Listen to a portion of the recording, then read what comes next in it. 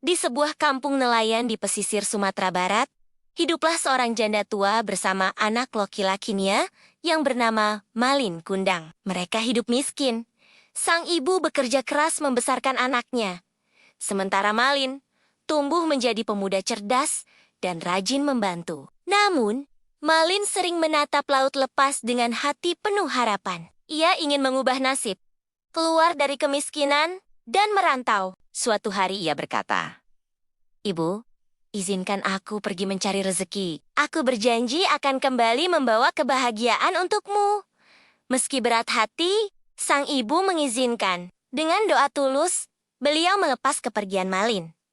Tahun demi tahun berlalu. Malin bekerja keras di perantauan. Ia menjadi pedagang sukses, memiliki kapal besar, dan menikah dengan seorang gadis bangsawan yang cantik. Hidupnya berubah. Namun jauh di kampung, Ibunya masih menunggu dengan sabar, menatap lautan setiap hari. suatu ketika, kapal megah Melin berlabuh di kampung halamannya. Berita itu menyebar, dan sang ibu tua yang renta berlari dengan penuh harap. Ia ingin bertemu putra yang lama dinanti. Namun, ketika bertemu, Malin berdiri angkuh di samping istrinya. Sang ibu meraih tangan Malin dan berkata lirih, "Anakku, kau sudah pulang."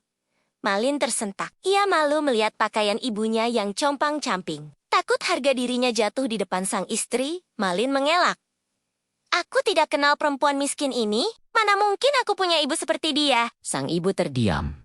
Hatinya remuk. Dengan air mata berlinang, ia berdoa sambil menengadah. "Ya Tuhan, jika benar dia anakku yang durhaka, kutuklah dia menjadi batu ranggito mendanggu." Ombak mengguncang lautan. Petir menyambar kapal Malin. Malin berusaha melarikan diri, tapi terlambat. Tubuhnya perlahan kaku, kulitnya mengeras. Dalam sekejap, ia berubah menjadi batu besar di tepi pantai air manis.